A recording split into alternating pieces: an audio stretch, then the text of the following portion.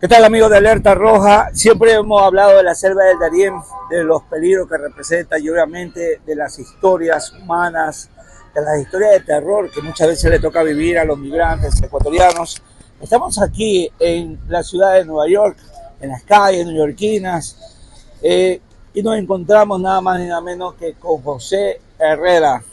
José, un camarógrafo que trabajó durante muchos años con nosotros, un camarógrafo de bien, responsable, una persona que buscó una alternativa aquí en los Estados Unidos, mejorar la situación económica, pues la situación del país no ha sido de la mejor en los últimos años, pero lamentablemente José vivió en carne propia lo que es cruzar la selva del Darién, esa selva a la que muchos temen, pero también a la que muchos desafían.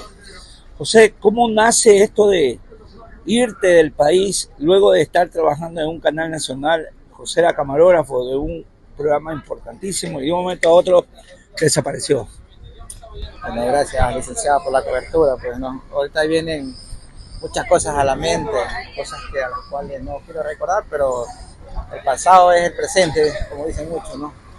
Bueno, decidí venirme porque el país estaba enfrentando ya no una parte sumamente económica mala, no tanto eso, porque trabajo tenía mi casa, esfuerzo de muchos años de trabajo, todo tuve que dejarlo abandonado, porque ya no nos estamos enfrentando en algo económico, sino que nos estamos enfrentando a algo mucho peor, que es la delincuencia, estas mafias que hay allá en el Ecuador. Entonces ya la situación se puso bastante caótica. Fue un infierno que se vivía ya en mi casa, ya no podía yo pues ni llegar tranquilo, no llegaba del trabajo, yo tenía que venir sin chaleco, sin credenciales, ya nada, me preguntaban qué trabaja, y les decía, no, él trabaja en una camaronera, cosas así. ¿Por qué? Porque ya había muchas mafias a las cuales ya estaban cobrando vacunas. ¿Estaban golpeando las puertas de tu casa? Exactamente, ya estas mafias estaban cobrándome vacuna casa por casa, ya todos los domingos iban. Y yo era una persona que nunca me gustaba a mí de verle a nadie, no me gustaba que me tocaran a la puerta, pero esta gente iba los domingos, gritaban, decían, no decían vacuna, ellos tenían una palabra de decir la guardia, como tratando de maquillar todo esto, decían guardia. Entonces ya mi hija asustada, mi hija decía, papi, la guardia, ya mi hija tranquila, no, sacar, ellos cobraban $4 por casa. Estos $4, si tú no los tenías, pues prácticamente ellos venían, te sellaban, se querían coger tu casa, tu casa, o si no, yo estaba una vez pagándole las guardias y nunca me voy a olvidar, vi una persona y dice, esta casa me gusta, dice. Yo tenía una ganas de decirle, si te gusta, trabaja y puedes obtenerla, pero con esta gente no se puede, dice, esta casa me gusta. Dio a entender que prácticamente él quería... Te estaba sentenciando a dejarte sin casa. Eso no me está diciendo. ¿Y usted cómo se siente frustrado al saber que esfuerzos de más de 10 años para yo obtener mi casa, y una casa que poco a poco la iba haciendo poco a poco, él se quería quedar le quieren quedarse con la casa, y hasta el día de hoy estas mafias permanecen todavía ahí? O sea, ¿en tu casa? En mi casa. ¿Se metieron a tu casa? No, permanecen en el sentido de que todavía están cobrando las vacunas, todavía las siguen cobrando, pues esta gente, las vacunas a las cuales no hay como decirles nada, pues, porque ellos prácticamente son los que dominaban el barrio, cuidaban el barrio. Dejamos todo, incluso yo en mi casa, bueno, ya ahorita ya no hay nada, en mi casa dejé todo lo que uno compra para formar un hogar. Los equipos necesarios para tener un hogar, lo dejé todo, no miramos hacia atrás, lo dejamos todo y comenzamos una nueva vida acá, porque el inmigrante aquí como que vuelve a nacer. Correcto, pero antes el momento fue de la noche a la mañana, fue la noche de la mañana la decisión. Sí, fue de la noche a la mañana, ya algo que ya no, porque las noticias eran muertos todos los días. O sea, sacaste las cosas y tus vecinos te preguntaban, oye, José, ¿a dónde te vas? No saqué nada, los vecinos no saben nada. Yo no saqué absolutamente... O sea, para no levantar sospechas. Yo no saqué de mi casa un alfiler. Yo me vine tal y cual. ¿Por qué no sacaste de la casa? ¿Por qué? Porque levantaba sospechas. ¿Por qué vecino se va? No, nadie sacó nada. Simplemente sacamos lo necesario. una parada de ropa para cambiarnos algo, pero yo no saqué nada. Un alfiler de mi casa, lo que había comprado, no saqué. ¿Tanto miedo tenías? Exactamente. Teníamos miedo, mucho miedo, mucho miedo. Tú me hablabas que tus niñas se metían debajo de la cama con la bala. Debajo de la cama, asustadas las niñas, era algo que no se podía ni comer. Venía del trabajo y yo prácticamente tenía que sacarme todo, credencial, chaleco, una mochila como esta, yo la cargaba todos los días, ahí metía todo, ahí metía todo. Bueno, te vas y ¿en qué momento te pones en contacto con esta gente que te va a, que te va a llevar al Darién? ¿Sabías que iba a pasar el Darién? Para serles sincero, yo hago una parada en Colombia, en una ciudad que se llama Cartago, para serle precisamente. Yo hago una parada ahí porque tengo un familiar ahí. Ahí fue como... O sea, tú no habías tomado la decisión de irte por Darién todavía. Ya estaba la decisión tomada, simplemente yo hice la parada en Cartago del Valle, donde un familiar, para planificar, armar mapas, hacer todo, planificar los países que me tocaba. Yo sabía el riesgo que iba a correr, pero la familia no lo sabía. No sabían, no entendían. Ella no lo sabía. No lo podías decir tampoco. Mi hija no lo sabía, mi esposa no sabía el riesgo que íbamos a enfrentar. Y ellos estaban ahí, nos quedamos prácticamente una semana en ese lugar y mis hijas disfrutando, pensaba que eran como unas vacaciones, pero yo, mi mente ya sabía lo que se venía. Porque yo ya desde el momento que ya dejé el familiar, me fui a Medellín, desde Medellín vienes a un punto que se llama Necloclí. En Necloclí compras los paquetes para meterte al Darién, te los venden como pasaje turístico. De ahí comienzas tú la travesía.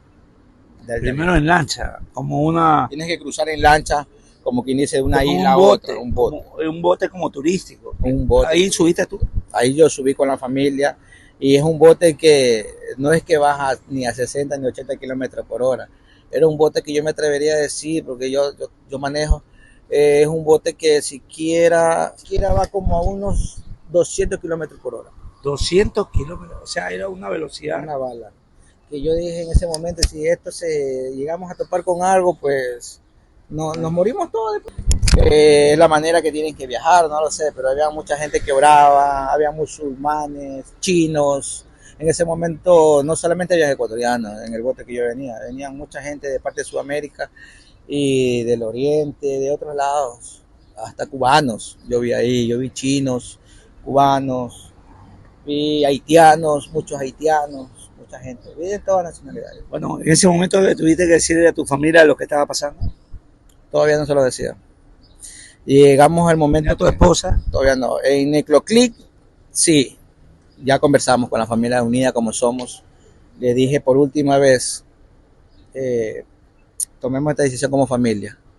Le dije, tomemos esta decisión como familia que somos. ¿Están seguros que nos vayamos? Y me sorprendió mucho lo que dijo la niña de 16 años. Ya estamos aquí, tenemos que avanzar. Ella. Y mi esposa, y nos fuimos, compramos el paquete para 4 personas, dormimos esa noche en Necloclí y pasamos la noche porque ellos te venden un paquete que te dan almuerzo, te atienden, te llevan hasta Panamá, pero a veces no es como ellos te lo dicen. Del 100% de lo que ellos te dicen, pues un 40% es verdad. No te dicen todo. Ellos tampoco dicen la verdad. Bueno, ¿cuál es el momento ya de crítico que ya ingresas al Darién? ¿En qué momento ya coges? ¿En qué momento ya tomas la ruta para el Darién? Bueno, ya estuvimos en Necloclí, coges las lanchas, cruzas a otro lado como una isla, pasas al otro lado y ahí llegas a un campamento. En ese campamento, pues previo a eso te dicen, bueno, tienes que comprar alimentos no perecibles como atunes, lleven sus galletas, lleven su pan, no lleven mucha ropa, no lleven nada de que pesa. Ellos mismos te dicen, compren linternas, compren tiendas de acampar. Yo compré mi tienda de acampar, que era un lugar donde dormíamos la familia, una grande, y cosas así, porque te vas a meter selva adentro. Y en una selva, pues, tienes que ver de todo. tiene que ver de todo. Cuando comienza a andar por la selva, ¿cómo fue ver las montañas y ver a tus niños? Eso fue muy duro, don José. La niña de 16 años se nos perdió. Tuvo 2 días perdido dentro de la selva. ¿Cómo? Tuvo 2 días perdido, la niña de 16 años estuvo ¿Qué pasó? perdida 2 días. Se nos perdió porque cuando sales de la selva salimos con alrededor como unas 2000 personas. Tú no sales solo de ahí. 5 o 6 de la mañana tú te arreglas como que sales en una maratón. 2000 personas arrancan, pero hay que ver si llegan todas. Es igual que una maratón. Salimos 2000 personas de todas nacionalidades, venezolanos, de todas nacionalidades, y se nos pierde la niña. Pero Dios es grande y misericordioso, que la encontramos. A ella se nos perdió en Colombia y la encontramos en la ONU de Panamá a los 2 días. Mi esposa no podía ya ni caminar, ya mi esposa prácticamente tenía ampollas en las piernas, sangre, y ella tiene que avanzar. Yo me quedé con la niña más pequeña porque mi esposa me dice, yo voy por la niña, ándale. Mi esposa se adelantó. Yo le veía a ella las piernas ya ensangrentadas, las llagas. ¿En qué momento se le perdió la niña? En la multitud cuando recién salimos, el primer día. Salió Una multitud. Pero mi esposa previa se le había dicho, si llega a pasar algo, úntate con los demás. Habíamos otra familia había ecuatoriana que estaba con nosotros pegada. Dice, si tú ves que nosotros nos perdemos, únete a ellos. Y eso es lo que hizo ella. Y en el camino nos iba dejando señales, como la mochila llena de su ropita. Y en el camino íbamos, era señal. Entonces nosotros eso nos daba como que esperanza. No, la niña pasó por aquí, la niña pasó por aquí. Pero una cosa que yo le diga y otra cosa, eso no se lo deseo a nadie. Es algo que no se lo deseo a nadie, la selva del Darién. Pero tampoco no teníamos el 100% enfocado lo que nos íbamos a enfrentar, este licenciado. No, yo sí tenía algo que más o menos era así, pero no lo había vivido de esa manera. Que créame lo que con la mano en el corazón le digo, que si yo hubiera sabido que eso era así, que no estuviera aquí. De pronto no hubiéramos tomado esa decisión. Pero muchas personas me dicen, Dios sabe lo que hace, por algo ustedes están aquí, porque en todo el camino, primero Dios estuvo con nosotros y después una familia, porque no toda, pero sí tenía una familia que estaba en contacto conmigo. ¿Cómo van? ¿Dónde siguen? ¿Qué necesitan? Porque es una travesía larga, es una travesía muy larga, no solo la selva. con la angustia de no saber de tu hija y con las difíciles situaciones de la selva. Exacto. La encontramos ella estuvo prácticamente como al 4 días. 4 días la llegamos a encontrar después que ya pasamos la selva, yo con la niña más pequeña. La niña más pequeña lo tomaba como, hasta el día de hoy dice como un juego. Papi, no, vamos a bañarnos en el río, sí. Ella no tenía todavía eso. Pero ya llegó un momento en que las dos niñas prácticamente a mí me dieron una lección de vida. Porque verlas cómo guerrearon, cómo llegaron hasta aquí, verles la cara, lloraron en sí. Ella, mi niña pequeña, en la selva lloramos los dos porque nos perdimos también con la niña más pequeña. Yo digo, ¿para dónde cojo? La niña más pequeña lloramos, pero Dios tiene un propósito y yo creo que por eso estamos aquí con vida, porque muchos no han llegado. En la selva se ve de todo, tú ves muertos, ves personas que ya no pueden con su vida, hay mucha gente mala, hay los indígenas mismos de ahí, te roban, muchas violaciones. Ojo, no me tocó ver eso, pero sí he escuchado muchos relatos de otras personas que lo dicen. Violaciones, te roban, te humillan. Gracias a Dios, nosotros desde que se me perdió la niña no pasamos. ¿El punto más peligroso fue el de las banderas? ¿O cuál fue el punto más peligroso? Hasta la bandera yo diría que estuvimos con guías, porque hasta ahí llegamos con los guías colombianos. Yo creo que el punto más peligroso fue de las banderas para allá, porque de ahí para allá ya estás en Panamá. Pasas tú las banderas, ya estás en Panamá.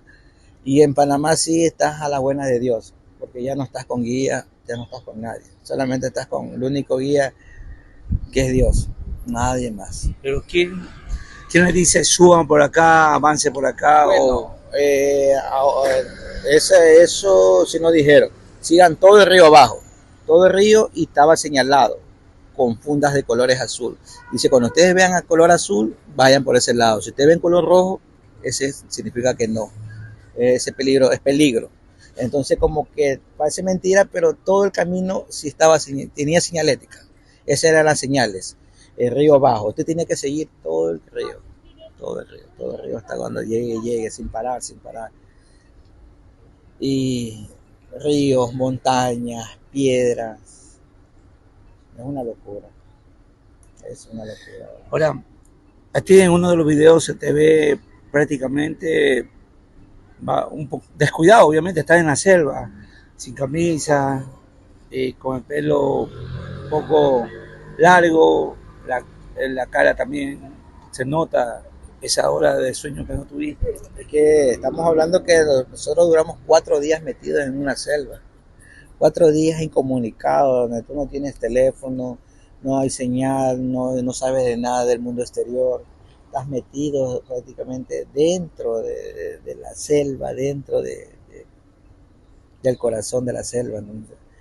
La preocupación, el estrés de la niña que se perdió, la preocupación de que también se me terminaron los suministros, a mí se me terminó el agua, es como una supervivencia.